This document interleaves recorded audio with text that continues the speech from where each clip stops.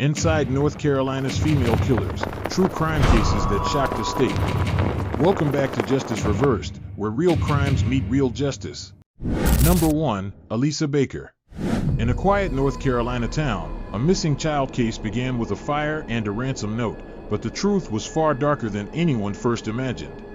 Elisa Annette Baker, born June 6, 1968, became stepmother to Zara Claire Baker, a 10-year-old Australian girl who had already survived bone cancer, the amputation of part of her leg, and hearing loss from chemotherapy. By September 24, 2010, investigators believe Zara was dead in the family's North Carolina home. What followed was a sequence of cruelty and deception that drew headlines across continents. Reports of Elisa's abuse had circulated for months. Teachers, neighbors, and child protective services noted bruises, shouting, and isolation.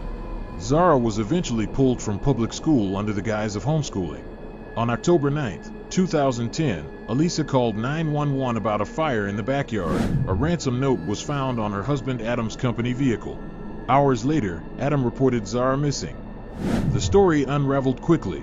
Cadaver dogs detected human remains in family vehicles. Elisa was arrested on unrelated charges, then admitted to writing the ransom note. On October 23, her attorney offered to reveal the location of Zara's remains in exchange for avoiding a first-degree murder charge. Within weeks, investigators recovered dismembered remains across 2 counties. Zara's prosthetic leg was found near a former residence. Her skull surfaced more than 2 years later. The indictment accused Elisa of second-degree murder with aggravating circumstances, citing a pattern of physical, verbal, and psychological abuse, desecration of the body, and exploitation of a disabled child in her care. The official cause of death was ruled undetermined homicidal violence. Adam Baker was cleared of involvement. In September 2011, Elisa pleaded guilty to second-degree murder and received 14 to 18 years in state prison. In 2013, she was sentenced to an additional 10 years in federal prison for conspiracy to distribute prescription drugs, to be served consecutively. At sentencing, dressed in prison khaki, she faced the judge without visible remorse, her eyes fixed forward. Public reaction was visceral. Zara's biological mother, Emily Dietrich, sobbed, "I never got to say goodbye. I never got to say hello." Adam Baker stated, "If I hadn't brought Elisa into our lives, Zara would still be here." The grandmother called the sentence not justice for anything. The case became a flashpoint for discussions on child abuse oversight, domestic violence, and legal strategies when evidence is scarce. It underscored how manipulation and neglect can escalate to irreversible harm. This case leaves more than a verdict, it leaves urgent lessons for every household. Always act on signs of abuse, silence enables harm. Vet the backgrounds of those entrusted with vulnerable individuals, especially children. Report suspicious injuries or neglect immediately. Early intervention can save lives. Zara's death showed that vulnerability, when met with cruelty, leaves scars on entire communities. And it proved that in the absence of early action, justice can only come after the loss is beyond repair. Number 2. Molly Martens Corbett. In the early hours of a summer morning in North Carolina, a frantic 911 call from a quiet suburban home set in motion a case that would span continents, divide families, and stir international debate. Molly Martens Corbett, 33, was an American living in Winston-Salem with her husband, Jason Corbett, an Irish businessman and father of 2. They met in 2008 when Molly worked as an au pair for Jason's children after his first wife's death. The couple married in 2011, but by August 2015, tensions behind closed doors had reached a breaking point. At 3 a.m. on August 2nd, Molly's father, retired FBI agent Thomas Martens, called 911. His voice was calm as he told the dispatcher, "I hit him in the head with a baseball bat. He may be dead." The Martens claimed Jason had been choking Molly, threatening to kill her, and that they acted in self-defense. Investigators arrived to find Jason unresponsive, his skull shattered from multiple blows by both a bat and a paving brick. Prosecutors painted a starkly different picture. They argued Molly's motives were rooted in money, property, and custody of Jason's children Jason had refused to let her adopt.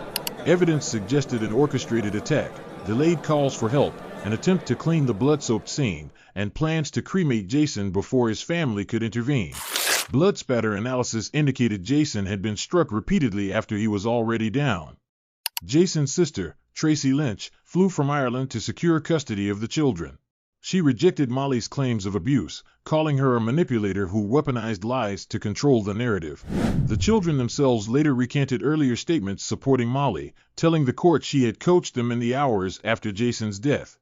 In 2017, a jury found Molly and her father guilty of second-degree murder, sentencing each to 20 to 25 years. But in 2021, the North Carolina Supreme Court overturned the convictions, ruling that crucial early statements from the children should have been admitted as evidence. Facing a retrial, the Martens accepted a plea deal in late 2023 for voluntary manslaughter, reducing their sentences to 51 to 74 months. With credit for time served, they walked free in June 2024. Jason's son, Jack, now 19, told the court, "She will always be remembered as a murderer who beat my dad to death for no reason." His sister, Sarah, called Molly a monster who had used her as a pawn. This case, now revisited in the Netflix true crime documentary A Deadly American Marriage, has become a touchstone for conversations about domestic violence claims, custody battles, and the complexities of the justice system. And from it, critical lessons emerge. Guard your personal and financial boundaries. Transparency is a defense against manipulation. Document and report all signs of domestic conflict before they escalate. Trust instincts when behavior shifts abruptly. Silence can be the ally of danger.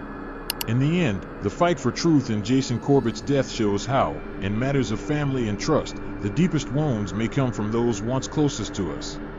Number 3, and Miller-Kontz. In Raleigh, North Carolina, a brilliant young scientist's promising life ended in agony, poisoned not by a stranger, but by the person he trusted most. And Miller-Kontz met Eric Miller when they were 18, both chemistry students at Purdue University. They married in 1992, built careers in science, and had a daughter, Claire. Eric became a pediatric AIDS researcher and took a high-paying job at GlaxoSmithKline. But behind their professional success, their marriage was quietly unraveling. On November 15, 2000, Eric joined Ann's co-workers for a night of bowling. Among them was Daryl Willard, Ann's lover. Witnesses recalled Willard handing Eric a beer, after which Eric complained it tasted funny. Hours later, he was violently ill, stomach pain, vomiting, and cramps, sending him to the hospital for over a week. A lab mix-up meant dangerously high arsenic levels went unnoticed.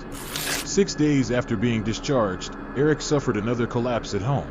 This time, his symptoms included terrifying hallucinations. Tests confirmed massive arsenic poisoning, and police were called. Eric died on December 2, 2000, at just 30 years old. Investigators focused on Ann, whose proximity and behavior raised suspicion. A search of her workstation revealed sodium cacodyllate, an arsenic compound, and intimate emails with Willard. Forensic evidence suggested Eric had been poisoned in small doses for months. When confronted about Willard, Ann fled to a closet, refusing to answer questions. Willard himself denied involvement but hinted to police, "Yeah, and she did a good job of it." The next day, he died by suicide, leaving a note proclaiming his innocence. His wife told police and was manipulative. The case stalled until 2004, when the North Carolina Supreme Court ruled Willard's attorney could reveal limited details from their final conversation. The attorney testified that Willard said and confessed to injecting Eric's IV with a syringe during a hospital visit. That disclosure led to Ann's indictment for first-degree murder. On November 7, 2005, Ann pleaded guilty to second-degree murder and conspiracy to commit first-degree murder. She admitted planning with Willard to poison Eric in November 2000. Judge Donald Stevens sentenced her to 25 to 31.5 years in prison. Wearing a tan prison uniform, and stood silent as Eric's mother told her, "You're evil. You gave him a painful death." The case became a touchstone in North Carolina law for attorney-client privilege and a cautionary tale about deception, access, and trust in relationships. The courtroom sentence closed the legal chapter, but the deeper weight of Eric Miller's death lies in the choices and warning signs that, if acted upon sooner, might have changed the ending. Secrecy and resentment in relationships can turn dangerous. Address conflicts openly before they fester. Repeated, unexplained illness demands urgent medical tests and police involvement. Limit others' unsupervised access to your food, drink, or medical care. Vigilance can save lives. Eric's death reminds us that betrayal is most devastating when it comes from within, and that sometimes the deadliest weapons are wielded in silence. Number 4. Deidra Nichole Lane. On a summer afternoon in Charlotte, North Carolina, the home of an NFL star became the scene of a killing that stunned both sports fans and the public. Fred Lane, a 24-year-old running back for the Carolina Panthers recently traded to the Indianapolis Colts, had just returned from visiting family in Nashville. His keys were still in the door, his bags by the foyer, when his estranged wife, Deidra Nichole Lane, fired a 12-gauge shotgun. The first blast tore through his chest, destroying his heart. Prosecutors said he likely collapsed instantly. Then, as he lay helpless, she stepped forward and fired again at point-blank range into the back of his head.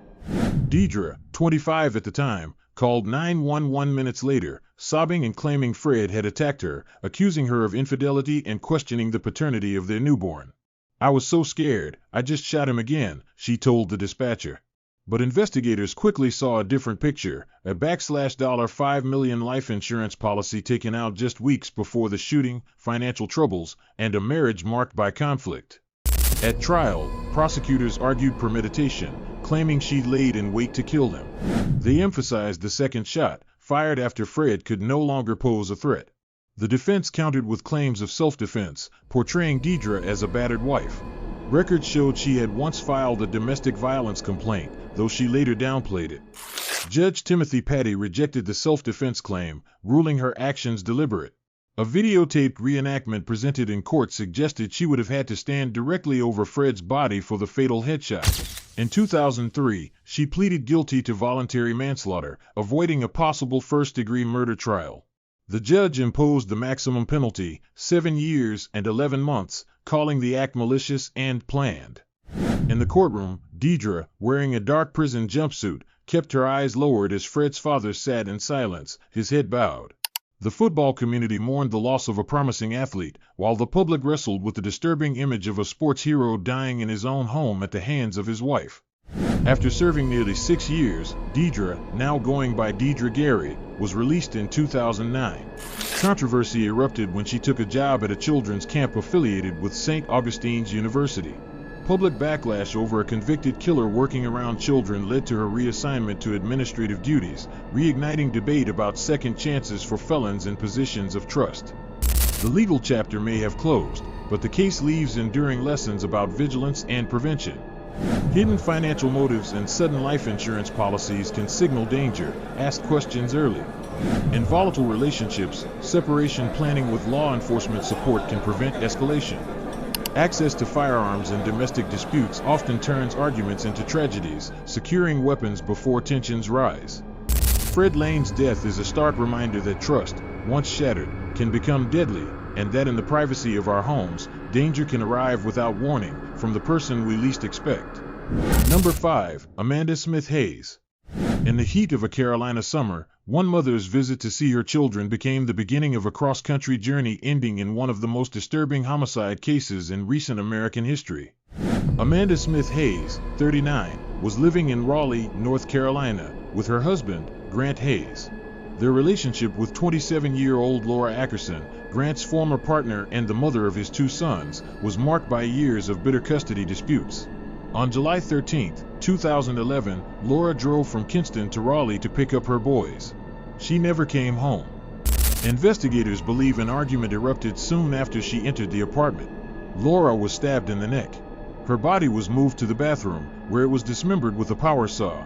Prosecutors later described the act as deliberate, extensive, and meant to erase a person from existence. The remains were packed into coolers. The next step in the plan spanned over 1,000 miles. Amanda and Grant rented a U-Haul and drove to Richmond, Texas, near Amanda's sister's home. Surveillance cameras captured Amanda buying containers of muriatic acid. Prosecutors said they tried to dissolve the remains. When that failed, they loaded a boat and dumped body parts into Oyster Creek, hoping alligators would finish what they started. On July 24, 2011, Fort Bend County investigators recovered human remains from the water, a torso, a skull, leg bones, later confirmed to be Laura's. Evidence of premeditation piled up. Security footage showed Grant purchasing a saw, goggles, gloves, trash bags, and plastic tarps, a cleanup kit, prosecutors called it. A rap song he had written about killing Laura was played in court. Amanda appeared in photos smiling on the drive back from Texas. In February 2014, a Wake County jury found Amanda guilty of second-degree murder. Judge Donald Stevens told her, "You could have saved her life and chose not to." She was sentenced to 13 to 16 years in prison. 2 years later, she was extradited to Texas and convicted of tampering with a human corpse. Judge Maggie Jaramillo gave her the maximum 20-year sentence to run after her North Carolina term. Amanda, wearing a beige prison uniform at sentencing, stood motionless as the verdict was read, denying involvement even then. Prosecutors pointed to the surveillance images and her active role as proof the jury was right. Laura's family called the ordeal heartbreaking, especially for her children, who lost both parents, one to murder, the other to prison. The case drew national coverage and became a grim study in custody-driven violence, forensic investigation, and how couples can collaborate in killing. Beyond the courtroom, the case leaves stark warnings for anyone navigating conflict, trust, and personal safety. In custody disputes, document every interaction and share concerns with trusted legal authorities. Recognize early signs of escalation. Control can be as dangerous as anger. Never dismiss threats, even implied ones. Intervention can save lives. Laura Ackerson's death stands as a chilling reminder that the most calculated acts of cruelty can be committed by those claiming to protect family. Number 6. Monique Berkley. On a winter night in North Carolina, a husband's homecoming from war ended not with celebration, but with an ambush planned by the person he trusted most. Monique Suzanne Berkley, born in 1980, was married to 46-year-old Navy reservist Paul Berkley. In December 2005, Paul returned to Raleigh after nearly a year deployed in the Middle East. He expected a quiet holiday leave with his wife. What he didn't know was that Monique had begun an affair with 18-year-old Andrew Canty and had been looking into his $500,000 life insurance policy. Divorce would mean the end of financial stability and military benefits, something prosecutors later said she was unwilling to face. On December 17th, Monique and Paul went to see the movie King Kong before a late dinner. During the film, she stepped out to call Canty, telling him to meet them at Millbrook Exchange Park. Around 3 a.m., in what appeared to be a romantic late-night picnic, the couple sat in the dark park. From behind, Canty approached, armed and ready. A single gunshot struck Paul in the back of the head. Monique was hit in the shoulder to make her look like a victim. The attack was staged to resemble a robbery. Paul's wallet taken, Monique screaming into a 911 call. Paul's breathing could be heard over the line. Emergency crews, hindered by darkness and bad weather, reached them 15 minutes later. Paul was rushed to the hospital, but by morning his children stood by as life support was withdrawn. The autopsy revealed not only the fatal gunshot but also a deep stab wound to his head, suggesting a calculated effort to ensure his death. The investigation uncovered phone records, witness accounts, and Monique's own diary entries indicating her desire for Paul's death. Detectives called it a plot in motion, noting that her injuries were far less severe than planned. Canty and accomplice Latwan Johnson were quickly arrested. Monique's involvement became undeniable. Facing a first-degree murder charge and the possibility of the death penalty, Monique pleaded guilty in September 2007. Superior Court Judge Osmond Smith sentenced her to life without parole. At sentencing, she wore plain prison khaki, her gaze fixed on the floor, showing no visible emotion as the courtroom listened to the details of her betrayal. Paul's daughter, Rebecca, expressed the cruel irony. Her father survived war only to be killed at home.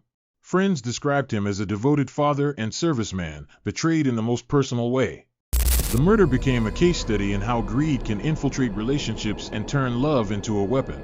It reinforced difficult truths about trust, manipulation, and hidden motives. From this case, 3 urgent cautions stand out. Protect your financial and legal assets, even in marriage. Stay alert to sudden secrecy, unusual spending, or hidden communications. When someone confides violent intent or you sense imminent harm, do not dismiss it. Speaking up early is not betrayal, it's survival. Silence in the face of danger can be a death sentence. Paul Berkley's death is a reminder that sometimes the gravest danger comes not from strangers, but from those who share our table, our home, and our trust. Number 7. Shannon Crawley. On a cold January morning in Durham, North Carolina, The quiet outside an apartment complex was broken by a single gunshot, a sound that would unravel a story of love, deception, and irreversible violence. Shannon Elizabeth Crawley was 27 years old, a 911 dispatcher from Greensboro, and once romantically involved with police officer Jameer Stroud. By 2007, Stroud was engaged to 25-year-old graduate student and aspiring journalist Deidra Monique Smith. Prosecutors would later allege Crawley's jealousy turned deadly. At around 8 a.m. on January 4, 2007, a maintenance worker at Campus Crossing Apartments heard the gunshot. He saw a visibly shaken woman near a burgundy Ford Explorer who said she was afraid of guns before driving away. Minutes later, Denida's body was found at the bottom of a stairwell, a single gunshot wound to the back of her head. That same day, Stroud told investigators he suspected Crawley. Police interviewed her at work. She denied knowing Deidra, denied owning a gun, and claimed to have been at a doctor's appointment. But her alibi collapsed. Cell phone records placed her near the scene the day before, her SUV tested positive for gunshot residue, and witnesses identified her uniform from the morning of the shooting. Arrested on January 9th, Crawley maintained her innocence. Out on bond, she alleged Stroud had orchestrated the murder and forced her participation under threats to her children. She produced recorded phone calls she claimed were his confessions, but investigators disputed the voice and found no evidence linking Stroud to the crime. In February 2010, the trial began in Durham County Superior Court. Prosecutor David Sox argued Crawley had planned the killing, scouting the apartment complex the day before and returning to ambush Smith. Stroud testified about his past with both women, insisting Smith never knew about Crawley. The defense painted Stroud as manipulative and controlling, claiming he was the true killer. Crawley took the stand, repeating her account of coercion, but jurors were unconvinced. On February 22, 2010, after 7 hours of deliberation, the jury found Shannon Crawley guilty of first-degree murder. Judge Ronald Stevens imposed the mandatory sentence, life without parole. In a tan prison uniform, Crawley stood silent, her eyes fixed ahead as Denida's mother told her, "I hope you rot in hell. You're vile. You don't deserve to be a mother." The verdict brought relief to Denida's family, who said justice had been served, though anger toward Stroud lingered. The case sparked conversations in the community about jealousy, hidden relationships, and the potential for lethal escalation. While the courtroom delivered its verdict, the deeper truth lies beyond the law, in the choices and warning signs that, if recognized early, might prevent such tragedies. Jealousy and secrecy in relationships can escalate into violence. Transparency saves lives. Trust instincts when something feels unsafe. Distance can be protection. Document threats and involve authorities before conflict turns fatal. In the end, the life of a young woman with promise was taken in seconds, leaving families fractured and a community marked by the truth that in matters of the heart, the deadliest battles are sometimes the ones fought in silence. Number 8. Crystal Gail Mangum. One quiet April night, a call for help in Durham unraveled a violent struggle, one that would end in death, ignite courtroom battles, and reopen the shadowed chapters of a notorious past. Crystal Gail Mangum, 32, was known nationally for her role in the Duke lacrosse scandal years earlier. But this time, the allegations were different. It was deadly. Her boyfriend, 46-year-old Reginald Day, lay bleeding from a single stab wound. He would survive for 10 days before dying in the hospital. Mangum told investigators she acted in self-defense, describing a violent confrontation, Day kicking open a bathroom door, dragging her by the hair, choking her, and throwing knives. "I poked him in the side to get away," she said. Prosecutors countered with Day's own words to police before his death, claiming he was trying to escape her when she attacked. He admitted to dragging her but denied striking her. Medical evidence painted a grim picture. The blade pierced his lung, stomach, kidney, spleen, and large intestine, with defensive wounds on his arm. Initially charged with assault with a deadly weapon, Mangum's charges were upgraded to second-degree murder after Day's death. Legal proceedings dragged on for over 2 years. She was deemed competent to stand trial, changed attorneys, and was even released on bail before the case returned to court in late 2013.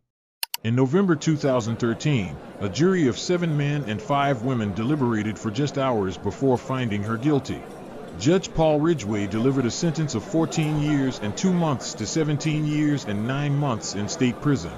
Wearing a tan inmate uniform, Mangum stood silent, her expression unreadable as the sentence was read. Day's family, seated just feet away, wept quietly. Reggie deserved to be here with us, his sister, Shantia Lawrence, told the court. He didn't deserve the type of treatment that happened to him. Durham County Assistant District Attorney Charlene Franks added, Reginald Day finally got justice today. The family got justice. Mangum's supporters maintained her innocence, claiming the verdict was colored by her past notoriety rather than the evidence. Her defense attorney called the outcome disappointing and filed an appeal, but the conviction was upheld. She remains in the North Carolina Correctional Institution for Women, with a projected release in February 2026. While the court's decision closed the legal chapter, the case leaves lasting lessons for anyone navigating volatile relationships. In abusive situations, document every incident and confide in someone you trust. Secrecy fuels escalation. Recognize when control is escalating into violence. Early action can break the cycle before tragedy. If you feel unsafe, seek immediate help from law enforcement or crisis services. Hesitation can be fatal. In the end, the death of Reginald Day and the conviction of Crystal Mangum underscore a painful truth. In relationships where trust has eroded into fear, a single night can rewrite every future. Number 9. Rebecca Blackmore. Behind the closed door of a quiet home on Knott's Island, a secret birth unfolded, a life beginning and ending in the same hour, unseen by the world outside. Rebecca Jo Blackmore was just 16 years old when she gave birth alone in her Knott's Island home in the early hours of June 17, 2011. The baby girl was alive, but her life ended within minutes. Investigators would later learn that Rebecca stabbed the newborn multiple times with scissors, inflicting wounds to the chest and neck, before wrapping the body in a blanket and placing it inside her bedroom closet. Later that day, Rebecca's mother found her in the bathroom, bleeding, and took her to a hospital in Virginia. Medical staff soon learned she had given birth and that the infant was still at the house. Deputies from the Currituck County Sheriff's Office arrived to find the body exactly where Rebecca had left it. An autopsy confirmed the child had been born alive but survived only briefly before the fatal attack. At the time, North Carolina's safe haven law allowed a parent to legally and anonymously surrender a baby up to 7 days old at designated locations without facing criminal charges. Prosecutors argued Rebecca knew about the law but instead chose to conceal the birth and end her child's life. Charged initially with first-degree murder, Rebecca was to be tried as an adult. Her attorney described her as extremely distraught, extremely sensitive, but the brutality of the crime and the vulnerability of the victim left little room for sympathy in the public eye. Facebook discussions reflected the split. Friends defended her as a frightened teenager, others demanded the harshest possible punishment. In August 2013, 2 years after the killing, Rebecca accepted a plea deal. She pleaded guilty to a reduced murder charge, avoiding the possibility of life in prison without parole. The court sentenced her to 10 to 12 years behind bars. At sentencing, she wore a plain prison jumpsuit, her eyes downcast, speaking only to answer the judge's questions. No family members offered statements in her defense, and the courtroom remained tense and silent as the sentence was read. The case drew local media attention and sparked renewed discussion about safe haven protections. For some, it became a cautionary reminder of the gap between legal options and the choices made in moments of crisis. Beyond the court's verdict, this case leaves behind warnings every community should remember. Know your legal options. Laws like safe haven exist to protect both parent and child in crisis. Break the silence. Concealing a pregnancy increases risk. Seek help before desperation takes over. Intervene early. When someone shows signs of distress, act immediately. Hesitation can cost lives. In the end, the death of a newborn and the imprisonment of a teenage mother left a community grappling with loss on both sides. It is a stark reminder that choices made in minutes can echo painfully for decades. Number 10. Melissa Jean Allen Avila. On a quiet October morning in 1987, a man searching for recyclables behind a Riverside, California business made a discovery that would haunt detectives for decades: a newborn baby girl, lifeless inside a dumpster. 19-year-old Melissa Jean Allen Avila was living in California at the time. Investigators believe the baby was her daughter, born only hours before her death. The Riverside County coroner ruled the death a homicide, but without witnesses, suspects, or advanced forensic tools, the trail went cold. The case became one of the city's most enduring mysteries. For nearly 37 years, the file sat in storage, revisited from time to time but never moving forward. In 2020, the Riverside Police Department formed a dedicated homicide cold case unit. Detectives partnered with Othram Incorporated, a private DNA laboratory, and Season of Justice, a nonprofit funding advanced forensic genealogy. In 2021, they extracted a DNA profile from preserved evidence. That profile led genealogists to potential relatives, eventually identifying Melissa Avila as the baby's mother. The father was cleared of involvement. With the U.S. Marshal's help, investigators tracked Avila to Shelby, North Carolina. On August 5, 2024, she was arrested and extradited to California. Police Chief Larry Gonzalez credited the persistent efforts of our investigators and partners for finally giving the victim an identity. Avila now faces a first-degree murder charge in Riverside County. Her arraignment is scheduled for September 9th. The arrest sparked quiet but pointed discussions about the choices available to parents in crisis. California's Safe Arms for Newborns law, passed in 2001, allows parents to surrender a baby up to 3 days old at hospitals or fire stations without fear of prosecution, provided the child has not been harmed. While this law came years after the 1987 homicide, advocates see the case as a stark reminder of the importance of awareness and intervention. Avila, now 55, appeared in court in standard jail attire, speaking little as the judge reviewed the charges. Prosecutors have not disclosed a suspected motive, and the defense has not commented publicly. Whether she remains in custody or has been released pending trial is unclear, with conflicting reports from court filings and news outlets. The international reaction has been more subdued than in high-profile homicide cases, but among cold case investigators and forensic experts, the arrest is a milestone. It underscores how technology, particularly DNA testing and genetic genealogy, can bring resolution to cases once thought unsolvable. While the arrest may close a chapter in the investigation, the story also opens a window to critical lessons about prevention, awareness, and the choices that can save lives before tragedy strikes. Know your state's safe surrender laws. They offer a legal, safe path for newborns in crisis. Seek help early. Silence and isolation often turn desperation into irreversible harm. Pay attention to signs of distress in others. Timely intervention can stop a tragedy before it begins. The baby's life ended within hours of its beginning, but decades later, the pursuit of justice continues. In the intersection of science, law, and memory, some truths wait a lifetime to be named. Evil wears many faces, and in North Carolina, some of the most shocking belong to women whose crimes tore families apart and shook entire communities.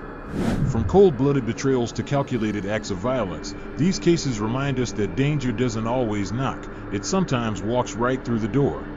But these are only a fraction of the stories hidden in court files, police reports, and the memories of those who lived them. What other dark secrets lie in wait, ready to be uncovered? You won't want to miss what we've found next. So, if you haven't already subscribed to Justice Reversed, hit that subscribe button and ring the notification bell, because the next case we cover might just be one you'll never forget.